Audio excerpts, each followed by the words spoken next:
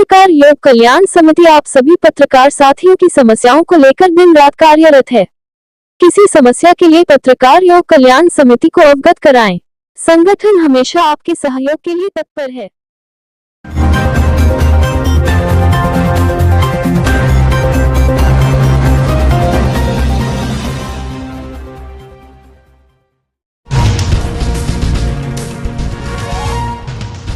Hindenburg का बड़ा दावा, सेबी प्रमुख ने प्रतिक्रिया देते हुए आरोपों की पुष्टि। सेबी प्रमुख माधवी बुश ने जवाब में बताया था 2015 में की थी इन्वेस्टमेंट। हिंडनबर्ग ने बुश पर अडानी की ऑफशोर कंपनी में हिस्सेदारी के लगाए थे आरोप।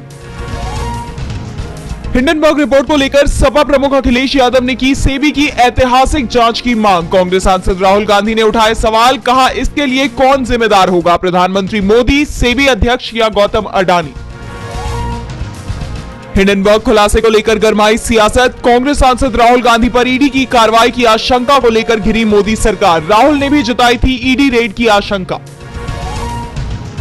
यूपी बीजेपी में बढ़ती अंतरकलह पर सपा प्रमुख अखिलेश यादव का तंज। ट्वीट कर लिखा, मिलके पीडीए ने ऐसा तौला, भाजपा ने की तौबा तौबा, कितना बेवफा हो गया है अब तो ये जमाना, जिसने दिया दाना उसी के खिलाफ गाना।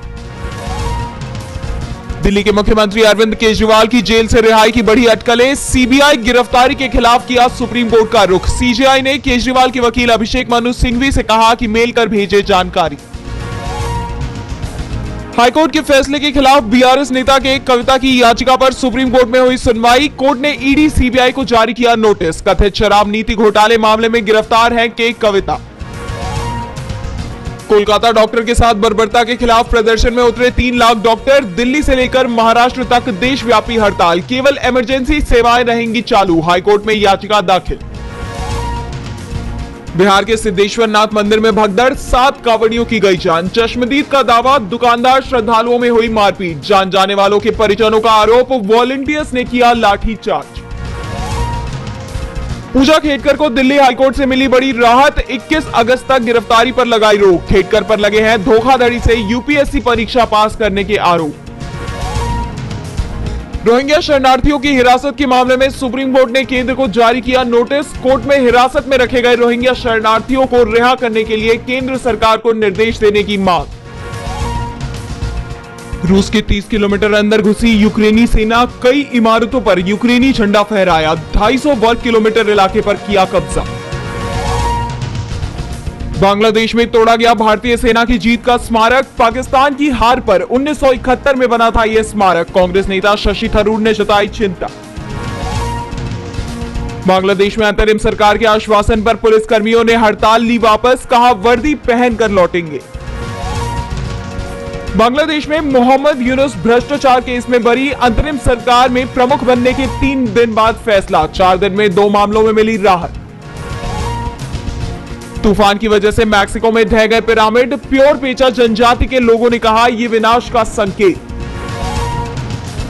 भारतीय निवेशकों को सेबी की चेतावनी, नए नियम लागू हुए तो 40% तक घट जाएंगे निवेशक। 30% तक घट सकती है एनएसई की कमाई। नेपाल ने cross border UPI P2M transaction में 1 लाख का आंकड़ा किया पार। इससे सीमा पार वित्तीय लेन देन में और बढ़ोतरी होने के आसार। महिला रेसलर विनेश फोगाट की ओलंपिक में अयोग्यता मामले में आईओए का बड़ा बयान। कहा वजन के लिए कोच और खिलाड़ी जिम्मेदार। एक्टर राजकुमार राव ने पत्नी पर लुटाया प्यार। कहा मेरी पसंदीदा स्त्री के साथ। राव ने पत्नी के साथ शेयर की फोटो। जारी हुआ मुफासा का हिंदी ट्रेलर। दिखेगी मुफासा और स्कार के भाई से दुश्मन बनने की कहानी। ऑस्कर विजेता बैरी जेनकिंस ने किया है निर्देशन।